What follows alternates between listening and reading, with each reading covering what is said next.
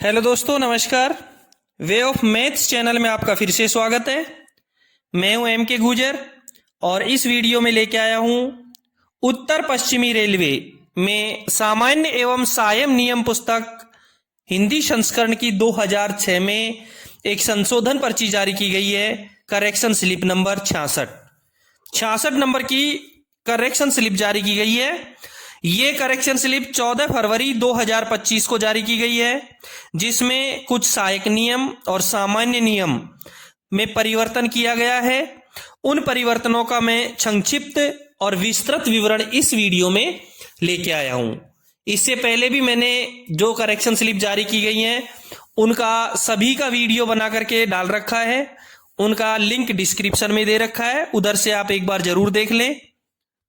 नियम संख्या 1.02 के 55 में साफ लिखा है कि सहायक नियम का अभिप्राय उस विशेष अनुदेश से है जो तत्संबंधी साधारण नियम का सहायक है तथा किसी साधारण नियम से विसंवादी नहीं है। और जो नियमों में जो परिवर्तन करने का जो अधिकार दिया गया है, जो सहायक नियम और सामान्य नियम में परिवर्तन करने का जो अधिकार दिया गया है, वो सहायक नियम 1.02 के 55 के 2 में लिखा गया है। सहायक नियम 1.02 के 55 के 2 में साफ लिखा है कि साधारण नियम जारी करने तथा उनमें संशोधन करने का अधिकार भारत सरकार यानी रेलवे बोर्ड को है, और सहायक नियम जारी करने का तथा उनमें संशोधन करने का जो अधिकार है वो महाप्रबंधक को है। सहायक नियम जारी करने का प्राधिकार केवल प्रमुख मुख्य परिचालन प्रबंधक को है। यह प्राधिकार अन्य किसी अधिकारी को नहीं दिया गया है। सभी संशोधन पर्चियों द्वारा अधिसूचित किए जाएंगे। ठीक है, देखते हैं करेक्शन स्लिप 66 में जो करेक्शन किया गया है, जो संशोधन किया गया है, उनमें किस किस नियम में संशोधन किया गया है और क्या क्या संशोधन किया गया है। पहले मैं आपको इसका संक्षिप्त विवरण बताऊंगा, उसके बाद में मैं इसका विस्तृत विवरण बताऊंगा आपको। देखते हैं इसका संक्षिप्त विवरण। इस करेक्शन स्लिप का जो मेन मुख्य विषय रहेगा, सब्जेक्ट रहेगा, वो सब्जेक्ट इसका रहेगा IRATP यानी कि Indian railway automatic train protection system. इसको इसमें शामिल किया गया है। कवच को, एक सुरक्षा प्रणाली है भारतीय रेलवे की, कवच, उस कवच को G&SR में जोड़ा गया है। उस कवच को G&SR में जोड़ा गया है। ATP Indian railway automatic train protection system, ये इसका मुख्य विषय रहेगा। ठीक है, अब देखते हैं इसमें परिवर्तन। पहले मैं आपको संक्षिप्त परिवर्तन बता देता हूं क्या क्या किया गया है, वो आप देखेंगे। स्क्रीन पर देखें। सबसे पहला परिवर्तन पृष्ठ संख्या 1 पर किया गया है, जो वर्तमान सामान्य नियम 1.01 में संशोधन किया गया है। पृष्ठ संख्या 1 पर वर्तमान सामान्य नियम 1.01 में संशोधन किया गया है।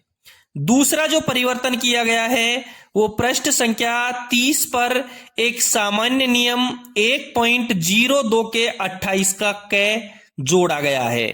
पृष्ठ संख्या 3 पर एक नया सामान्य नियम जोड़ा गया है जिसका नंबर है 1.02 का 28 का क। ठीक है, तीसरा जो अगला परिवर्तन किया गया है वो तीसरा परिवर्तन पृष्ठ संख्या 18 पर वर्तमान सहायक नियम 3.07 के 7 में परिवर्तन किया गया है, संशोधन किया गया है। पृष्ठ संख्या 18 पर वर्तमान सामान्य नियम 3.07 के 7 में, ये तीसरा संशोधन हो गया। अगला जो संशोधन किया गया है वो पृष्ठ संख्या 38 पर वर्तमान सामान्य नियम 3.26 में संशोधन किया गया है। पृष्ठ संख्या 38 पर वर्तमान जो सामान्य नियम है 3.26 में एक परिवर्तन किया गया है, वो चौथा परिवर्तन है। अगला जो परिवर्तन है वो पृष्ठ संख्या 38 पर ही एक नया सहायक नियम 3.26 का 3 जोड़ा गया है। पृष्ठ संख्या 38 पर नया सहायक नियम 3.26 का 3 जोड़ा गया है। ठीक है, ये पांचवा परिवर्तन है। अगला छठा परिवर्तन क्या किया गया है?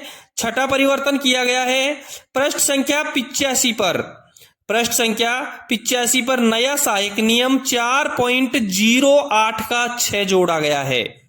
पृष्ठ संख्या 85 पर नया सहायक नियम 4.08 का 6 जोड़ा गया है। और सातवां जो अगला परिवर्तन किया गया है वो है पृष्ठ संख्या 85 पर ही नया सहायक नियम 4.08 का 7 जोड़ा गया है। पृष्ठ संख्या 85 पर ही नया सहायक नियम 4.08 का 7 जोड़ा गया है। इससे अगला जो परिवर्तन किया गया है वो क्या किया गया है? वो किया गया है पृष्ठ संख्या 122 पर नया सहायक नियम 4.32 का 7 जोड़ा गया है।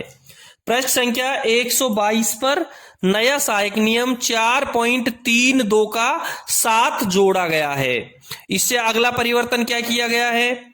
इससे अगला परिवर्तन पृष्ठ संख्या 153 पर, पृष्ठ संख्या 153 पर वर्तमान सहायक नियम 6.01 को सहायक नियम 6.01 के 1 के रूप में पुनः क्रमांकित करके नया सहायक नियम 6.01 का 2 जोड़ा गया है।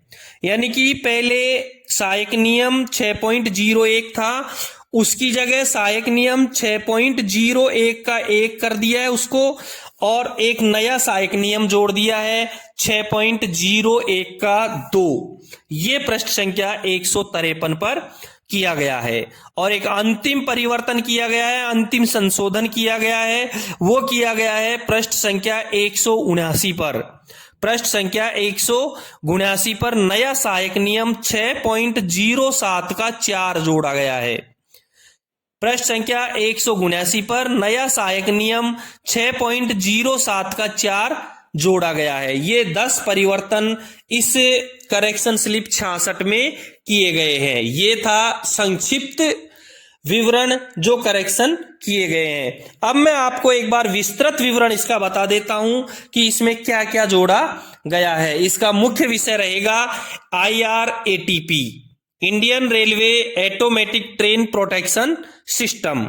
सबसे पहले विस्तृत विवरण में देखते हैं इसका पहला जो परिवर्तन किया गया है, संशोधन किया गया है, वो क्या किया गया है। देखें, आप स्क्रीन पर देखेंगे पृष्ठ संख्या 1 पर, पृष्ठ संख्या 1 पर सामान्य नियम 1.01 को संशोधित किया गया है। सामान्य नियम 1.01 के 1 में लिखा है, इन नियमों का संक्षिप्त नाम भारतीय रेल चालित लाइन साधारण संशोधन नियम 2024 है।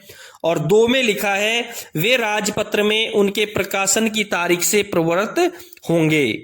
ठीक है, इसको हटा करके जो नया परिवर्तन किया गया है वो क्या किया गया है। देखें पेज नंबर 1 पर, पेज नंबर 1 पर सामान्य नियम 1.01 का 1 देखें। इसमें देखो लिखा है, पहले बिंदु में लिखा है, इन नियमों का संक्षिप्त नाम भारतीय रेल चालित लाइन साधारण तीसरा संशोधन की नियम है। इसमें तीसरा जोड़ दिया है, 2024 है। और दूसरे बिंदु में लिखा है, पहले में वे लिखा था, इसमें ये लिखा है, ये राजपत्र में प्रकाशन की तारीख से प्रवृत्त होंगे।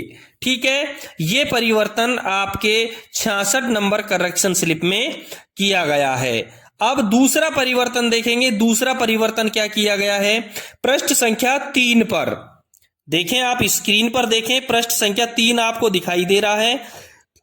पृष्ठ संख्या 3 पर सबसे ऊपर 27 नंबर है, उसके नीचे सामान्य नियम 1.02 का 28 नंबर है। 28 नंबर में है, ट्रेन मैनेजर का अभिप्राय गाड़ी के प्रभारी इंचार्ज रेल सेवक से है और उसके अंतर्गत ब्रेक्समैन अथवा कोई ऐसा रेल सेवक भी है जो उस समय ट्रेन मैनेजर की ड्यूटी कर रहा है। ये 27 नंबर है। परिवर्तन करके स्क्रीन पर आप देखेंगे, अब स्क्रीन पर देखें, परिवर्तन करके 28 का क और जोड़ दिया गया है। इसमें है भारतीय रेल स्वचालित ट्रेन सुरक्षा प्रणाली IRATP कवच का अभिप्राय एक रेडियो कम्युनिकेशन आधारित नियंत्रण प्रणाली से है। यानी कि ATP automatic train protection system, automatic train protection system, यानी इसमें लिखा है स्वचालित ट्रेन सुरक्षा प्रणाली, इसका अभिप्राय दिया है। इसकी परिभाषा इसमें दी गई है। इसका अभिप्राय एक रेडियो कम्युनिकेशन आधारित नियंत्रण प्रणाली से है जो कवच युक्त रेल खंडों में कवच कार्यरत रेल इंजनों के लोको पायलटों के लिए अतिरिक्त साधन है, जिसका उपयोग किसी भी तरह से लोको पायलट द्वारा पालन किए जाने वाले सामान्य ट्रेन संचालन प्रावधानों, कोड अथवा मैनुअल के उल्लंघन या अवहेलना हेतु नहीं है। ये इसमें जोड़ा गया है। दूसरा परिवर्तन ये पेज नंबर 3 पर किया गया है, जिसमें 28 का क 1.02 के 28 का क सामान्य नियम में जोड़ा गया है। ठीक है, 2 परिवर्तन आपके क्लियर हुए। तीसरा परिवर्तन इसी 66 नंबर करेक्शन स्लिप में जो तीसरा परिवर्तन है वो परिवर्तन 18 नंबर के पेज पर किया गया है। पेज नंबर 18 पर किया गया है। आप पेज स्क्रीन पर देखते रहें। पृष्ठ संख्या 18 पर जो वर्तमान सामान्य नियम 3.07 का 7 में अंत स्थापित किया है, यानी कि और कुछ भाग को जोड़ा गया है।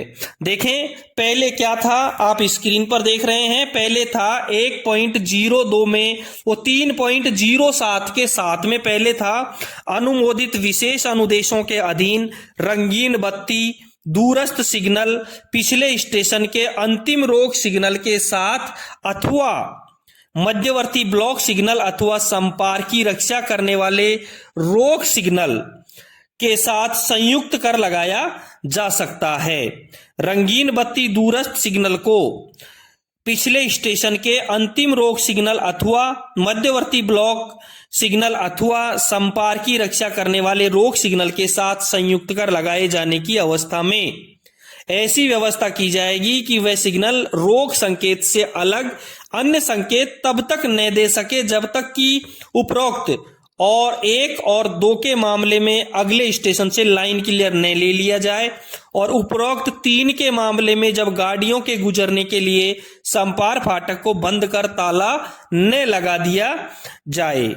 ये पहले वाले में लिखा गया था, लेकिन अब इसमें परिवर्तन करके इसके आगे क्या जोड़ दिया है, इसके आगे जोड़ दिया है परंतु रंगीन बत्ती वाले दूरस्थ सिग्नल को पिछले स्टेशन के अंतिम रोक सिग्नल के साथ या मध्यवर्ती ब्लॉक सिग्नल के साथ या संपर्की सुरक्षा करने वाले रोक सिग्नल के साथ मंजूरी देने वाले प्राधिकारी नीचे दी गई मद क के मामले में संबंधित क्षेत्रीय रेलवे के प्रधान मुख्य सिग्नल और दूरसंचार इंजीनियर और मद ख और ग के मामले में संबंधित रेलवे के महाप्रबंधक GM द्वारा उपरोक्त व्यवस्था के साथ संयोजित करने की अनुमति दी गई हो। निम्नलिखित प्रयोजनों के लिए कौन कौन से क ख ग में क्या लिखा है। क में जिसमें प्रधान मुख्य सिग्नल और दूर संचार इंजीनियर की अनुमति चाहिए, उसके अंदर लिखा है स्टेशन की सीमाओं के बाहर स्थित संपारों का अंतरपासन यानी इंटरलॉकिंग। और GM के लिए क्या लिखा है, ख में लिखा है यार्ड रिमॉडलिंग रहित निकटवर्ती स्टेशनों पर तत्स्थानीय परिवर्तनों के सहित डबल डिस्टेंस सिग्नलिंग। और ग में लिखा है यार्ड रिमॉडलिंग रहित निकटवर्ती स्टेशनों पर तत्स्थानीय परिवर्तनों के सहित स्लिप साइडिंग और कैच साइडिंग वाले खंड के सिवाय मध्यवर्ती ब्लॉक सिग्नलिंग। और घ में अंत में लिखा है यार्ड रिमॉडलिंग रहित निकटवर्ती स्टेशनों पर तत्स्थानीय परिवर्तनों सहित स्लिप साइडिंग और कैच साइडिंग वाले खंड के सिवाय स्वचालित ब्लॉक सिग्नलिंग के लिए। ये इसमें जोड़ा गया है, ये इसमें जोड़ा गया है नियम संख्या सामान्य नियम संख्या 3.07 के 7 में। ये इसका तीसरा परिवर्तन है। जो साधारण नियम 3.07 के साथ में किया गया है। अगला जो परिवर्तन किया गया है, चौथा परिवर्तन किया गया है, वो पृष्ठ संख्या 38 पर किया गया है। स्क्रीन पर देखेंगे पृष्ठ संख्या 38 में वर्तमान जो सामान्य नियम है 3.26, वर्तमान सामान्य नियम है 3.26, उसमें किया गया है। स्क्रीन पे लिखा है 3.26 में सिग्नलों के जो उपस्कर हैं वो दर्शाए गए हैं, सिग्नलों के उपस्कर दर्शाए हैं। 3.26 में लिखा है स्थावर सिग्नलों को चालू करना, 3.26 में है स्थावर सिग्नलों को चालू करना। स्थावर सिग्नल तब तक काम में नहीं लाए जाएंगे जब तक रेल संरक्षा आयुक्त उन्हें गाड़ियों के निरापद संचालन के लिए उपयुक्त घोषित नहीं कर देता। बहुत इंपॉर्टेंट चीजें हैं। स्थावर सिग्नल तब तक काम में नहीं लाए जाएंगे जब तक रेल संरक्षा आयुक्त CRS उन्हें गाड़ियों के निरापद संचालन के लिए उपयुक्त घोषित नहीं कर देता। ये लिखा गया है, ये सामान्य नियम 3.26 में पेज नंबर 38 पर, ये पेज नंबर 38 पर सामान्य नियम 3.26 में साफ लिखा है। लेकिन अब इसमें परिवर्तन करके क्या कर दिया गया है, इसमें जो परिवर्तन करके किया है वो देखें, आप स्क्रीन पर देखें। 3.26 लिखा है स्थावर सिग्नलों को चालू करना। सेम जो पहले था उसको तो यूं का यूं रखा गया है कि स्थावर सिग्नल तब तक काम में नहीं लाए जाएंगे जब तक रेल संरक्षा आयुक्त उन्हें गाड़ियों के निरापद संचालन के लिए उपयुक्त घोषित नहीं कर देता। और परंतु स्थिर सिग्नलों को उपयोग में लाया जा सकेगा यदि उन्हें मंजूरी देने वाले प्राधिकारी नीचे दी गई मद क के मामले में, वही बातें हैं, क के मामले में संबंधित क्षेत्रीय रेलवे के प्रधान मुख्य सिग्नल और दूरसंचार इंजीनियर, और ख, ग और घ के मामले में संबंधित रेलवे के महाप्रबंधक, संबंधित रेलवे के महाप्रबंधक द्वारा गाड़ियों के सुरक्षित संचालन को सुनिश्चित करने के लिए पर्याप्त माना गया हो।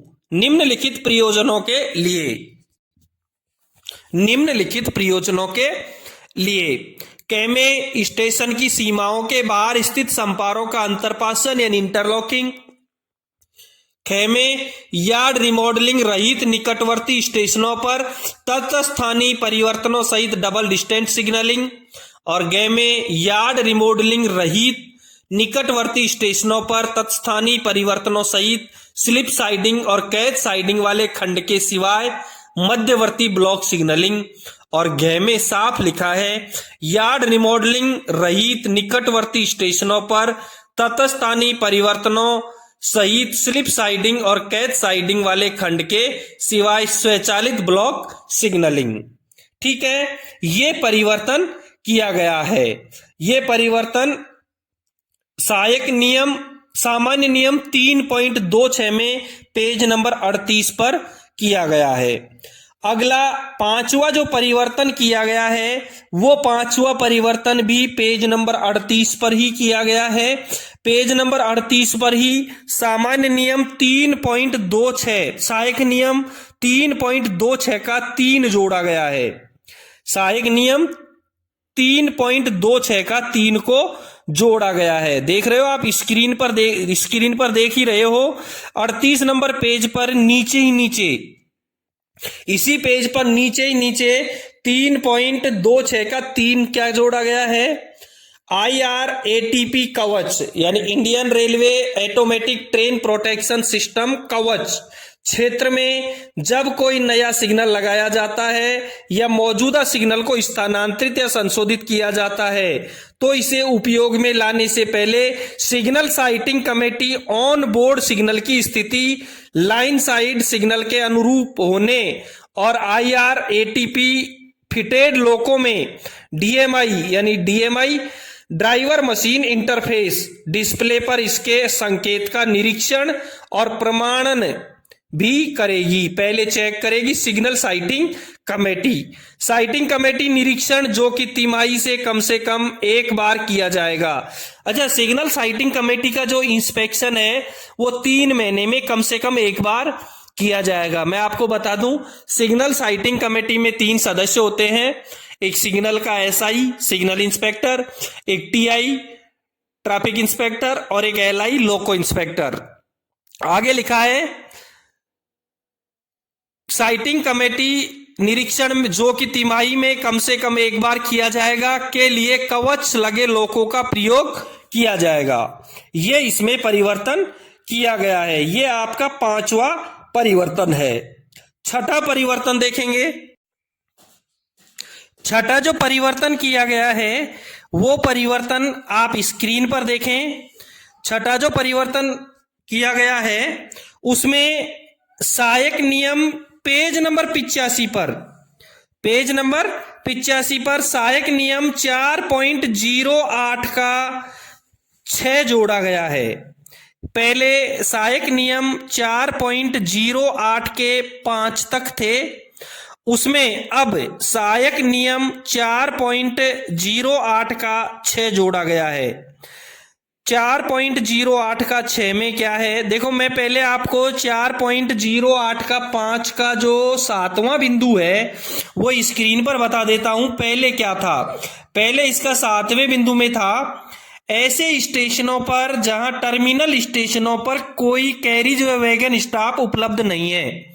मिश्रित गाड़ी के प्रारंभिक स्टेशन पर कैरिज व वैगन स्टॉप टर्मिनल स्टेशन दर्शाए हुए वैगनों के बहिर यात्रा एवं वापसी यात्रा के लिए प्रमाण पत्र जारी करेगा, चाहे वे लदे हुए हों या खाली हों। 7वें बिंदु में ये लिखा गया है और इसके नीचे सामान्य नियम 4.09 सतर्कता आदेश कौशन ऑर्डर दिया गया है। इसके बीच में कुछ भी नहीं है। अब जो संशोधन किया है वो देखें आप स्क्रीन पर। इसमें 4.08 का 6 दे दिया गया है जिसमें लिखा है सामान्य नियम 4.08 के 1 के क के संदर्भ में यदि लोको कवच से सुसज्जित नहीं है या लोको कवच खराब हो जाता है तो ट्रेन की अधिकतम गति अन्य गति प्रतिबंधों के अधीन 140 किलोमीटर प्रति घंटे से अधिक नहीं होगी। यदि लोको कवच से सुसज्जित नहीं है या खराब हो जाता है तो लोको की जो स्पीड है वो 140 किलोमीटर प्रति घंटे से अधिक नहीं होगी। इसके नीचे ही सहायक नियम 4.8 का 7 जोड़ा गया है, जो इसी में जोड़ा गया है करेक्शन स्लिप 66 में ही। 7वां जो करेक्शन किया गया है वो है सहायक नियम 4.08 के 1 का ग के संदर्भ में IRATP लगे लोको में। IRATP का फुल फॉर्म बता दिया मैंने, Indian railway automatic train protection system. ATP लगे लोको में जैसे ही दोषपूर्ण स्पीडोमीटर का पता चले, लोको पायलट द्वारा निकटतम पावर कंट्रोल को दोषपूर्ण स्पीडोमीटर को ठीक करने या अगले क्रू चेंजिंग पॉइंट पर या उससे पहले जैसा भी संभव हो लोको को बदलने के लिए संदेश दिया जाएगा। हालांकि IRATP कवच क्षेत्र में यदि लोको में IRATP कवच लगा हुआ है और संबंधित कैब में DMI यानी ड्राइवर मशीन इंटरफेस में स्पीडोमीटर काम कर रहा है तो लोको के स्पीडोमीटर के दोषपूर्ण होने पर कोचिंग ट्रेनों की गति को कम करने के वर्णित नियम का पालन करने की आवश्यकता नहीं है। यदि लोको का स्पीडोमीटर खराब हो गया है और DMI ड्राइवर मशीन इंटरफेस का स्पीडोमीटर चालू है तो आपको स्पीड कम करने की आवश्यकता नहीं है। ये इसमें लिखा गया है 7वें संशोधन में, सहायक नियम 4.08 के 7 में। ठीक है, 7 परिवर्तन तक आपको बता दिया गया है। अब हम देखते हैं 8वां परिवर्तन। 8वां परिवर्तन करेक्शन स्लिप 66 में क्या किया गया है आप स्क्रीन पर देखें एक बार। 8वें परिवर्तन किया गया है पृष्ठ संख्या 122 पर। पृष्ठ संख्या 122 पर नया सहायक नियम 4.32 का 7 जोड़ा गया है। 4.32 का 7 जोड़ा गया है। अब से पहले क्या था, स्क्रीन पर देखें, सहायक नियम 4.32 के 6 में लिखा है, इसके अतिरिक्त लोको पायलट मंडल बिजली इंजीनियर चल स्टॉक द्वारा जारी किए गए विशिष्ट अनुदेशों के आधार पर निरीक्षण और जांच करेगा। और इसके नीचे सामान्य नियम 4.33 लिखा गया है। अब इसमें 66 नंबर करेक्शन स्लिप में 122 नंबर पेज पर नया सहायक नियम, इसके नीचे स्क्रीन पर देखें 4.32 का 7 जोड़ा गया है। 4.32 का 7 जोड़ा गया है। देखो स्क्रीन पर देखें, इसमें लिखा है IRATP कवच क्षेत्र में यात्रा शुरू करने से पहले लोको पायलट ऑन बोर्ड कवच को बूट करेगा, ट्रेन के अनुसार विन्यास दर्ज करेगा और सुनिश्चित करेगा कि सभी पैरामीटर ठीक से दर्शाए जा रहे हैं। IRATP ऑन बोर्ड लोको कवच केवल कवच लगे प्रथम सिग्नल को ऑफ स्थिति में पार करने के बाद ही प्रभावी होगा।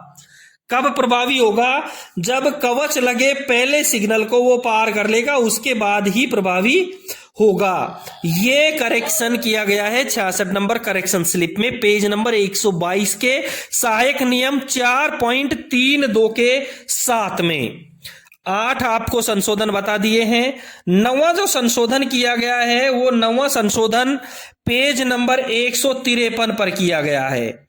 जो अगला संशोधन किया गया है 9 नंबर का, वो पेज नंबर 153 पर किया गया है, जिसमें वर्तमान सहायक नियम 6.01 को, जो वर्तमान सहायक नियम है 6.01, उसको 6.01 का 1 बना दिया गया है। उसको क्या बना दिया? 6.01 का 1। और नया जो सहायक नियम है 6.1 का 2, उसको जोड़ा गया है। स्क्रीन पर देखें आप, जो अध्याय 6 है दुर्घटना और असामान्य घटनाएं, इसमें परिवर्तन किया गया है। दुर्घटना व असाधारण घटनाएं, इसमें सहायक नियम 6.01 देखें। 6.01 देखें। 6.01 में लिखा है, दुर्घटनाओं की रिपोर्ट करने के लिए नियम दुर्घटना नियमावली में दिए गए हैं। अब इसको परिवर्तन, केवल एक सहायक नियम दे रखा है 6.01। अब इसको क्या परिवर्तन किया गया है देखें स्क्रीन पर। स्क्रीन पर आप देख रहे हैं सहायक नियम 6.01 को सहायक नियम 6.01 का 1 करके लिखा है, दुर्घटनाओं की रिपोर्ट करने के लिए नियम दुर्घटना नियमावली में दिए गए हैं। और इसके नीचे सहायक नियम 6.02 का 2 जोड़ा है, वो है जब IRATP कवच क्षेत्र में स्टेशन मास्टर को किसी दुर्घटना या अवरोध की रिपोर्ट प्राप्त होती है तो स्टेशन मास्टर अन्य कार्यशील IRATP कवच ट्रेनों को प्रभावित सेक्शन में प्रवेश करने से रोकने के लिए स्टेशन मास्टर ऑपरेशनल पैनल सह इंडिकेशन पैनल SMOCIP में SOS ऑपरेट करेगा। यह परिवर्तन किया गया है पेज नंबर 153 पर सहायक नियम 6.01 के 2 में, यानी कि 6.01 को सहायक नियम 6.01 का 1 कर दिया गया है और उसके बाद में सहायक नियम 6.01 का 1 और जोड़ दिया गया है। अब देखते हैं अंतिम और 10वां संशोधन क्या किया गया है। पेज नंबर 179 पर देखें, स्क्रीन पर आप देख रहे हैं पेज नंबर 179 पर एक नया सहायक नियम जोड़ा है 6.07 का 4। 6.07 का 4 स्क्रीन पर 6.07 के 3 का 6 आप देख रहे हैं। इसमें लिखा है, ऐसी सूचना प्राप्त होने पर स्टेशन मास्टर द्वारा सहायक नियम 6.07 का 1 का ग से च के अनुसार कार्यवाही की जाएगी। इसके नीचे 6.08 आ गया, सामान्य नियम, गाड़ी विभाजन, इन दोनों के बीच में एक नया सहायक नियम जोड़ा है, सहायक नियम 6.07 का 4। देखें आप स्क्रीन पर 6.07 का 4, इसमें दो भाग जोड़े गए हैं, एक क और एक ख। 6.07 के 4 के क में लिखा है IRATP कवच क्षेत्र में जब लोको में कवच कार्यशील हो, ट्रेनों के सुरक्षित और उचित संचालन को प्रभावित करने वाली असामान्य परिस्थितियों की स्थिति में लोको पायलट अन्य कार्यशील IRATP कवच ट्रेनों को लोकेशन पर पहुंचने से रोकने के लिए SOS लागू करेगा।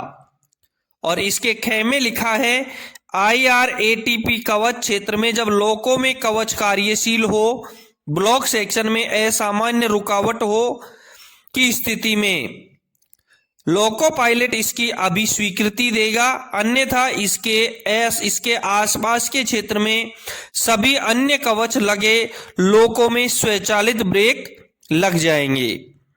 दोस्तों, ये परिवर्तन किए गए थे करेक्शन स्लिप नंबर 66 में, और 10 करेक्शन आपको बता दिए हैं।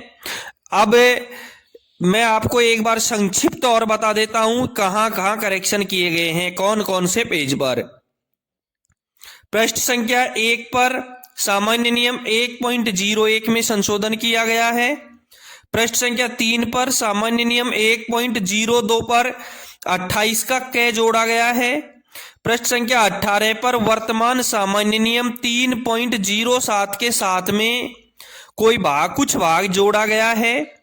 पृष्ठ संख्या 38 पर वर्तमान सामान्य नियम 3.26 में संशोधन किया गया है। पृष्ठ संख्या 38 पर नया सहायक नियम 3.26 का 3 जोड़ा गया है। पृष्ठ संख्या 85 पर नया सहायक नियम 4.08 का 6 जोड़ा गया है। पृष्ठ संख्या 85 पर नया सहायक नियम 4.08 का 7 जोड़ा गया है। पृष्ठ संख्या 122 पर नया सहायक नियम 4.32 का 7 जोड़ा गया है। पृष्ठ संख्या 153 पर सहायक नियम 6.01 में को 6.01 का 1 और बनाया गया है और सहायक नियम 6.01 का 2 जोड़ा गया है। और अंतिम जो करेक्शन किया गया है वो है पृष्ठ संख्या 179 पर नया सहायक नियम 6.07 का 4 जोड़ा गया है। ठीक है दोस्तों, चैनल को सब्सक्राइब नहीं किया है तो एक बार चैनल को सब्सक्राइब आप जरूर कर दें। फिर मिलते हैं अगली करेक्शन स्लिप के साथ में। धन्यवाद।